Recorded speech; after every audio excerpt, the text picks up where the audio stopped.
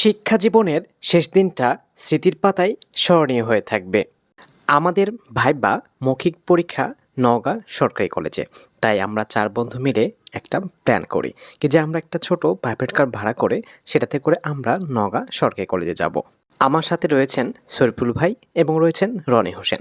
আমরা সবাই গল্প করতে করতে এগোচ্ছি মহদেবপুরের দিকে। আমরা এখন অবস্থান করছি মহদেবপুরের খন্তির মোড়ে। আর এই খন্তির মোড়ে রয়েছে আমাদের আরেক বন্ধু। সে এখান থেকে আমাদের প্রাইভেট কারে যুক্ত হবে। মেহেদী হাসান ভাইয়ের উদ্যোগেই এই মাইক্রো কারটি ভাড়া করা হয়। মেহেদী ভাই আমাদের জন্য অপেক্ষা করছেন। আজকের দিনটা আমাদের কাছে অনেক স্পেশাল। হয়তোবা এইভাবে আর কখনো আমাদের একসাথে যাওয়া হবে না। মেহেদী হাসান ভাই আমাদের জন্য অনেকক্ষণ ধরে অপেক্ষা করছে। অবশেষে আমরা তার কাছে পৌঁছে গেলাম এবং আমরা এখান থেকে এখন নগর উদ্দেশ্যে রওনা দিব।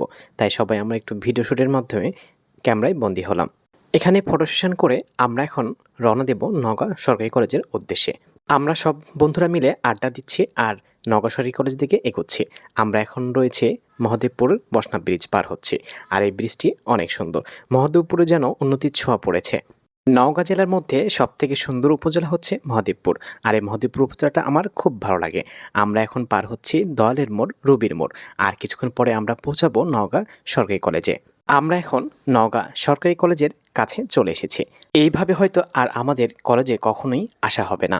এই স্মৃতিটা হয়তোবা বেঁচে থাকবে চিরকাল। আমরা এখন নওগাঁ সরকারি কলেজ গেটের সামনে অবস্থান করছি। কলেজে প্রবেশ করে যেন অন্যরকম একটা অনুভূতি কাজ করলো। আমাদের ভাইবা সম্পূর্ণ হওয়ার পর আমরা আমাদের বিভাগের সামনে সবাই ফটো সেশন করলাম, ভিডিও করলাম।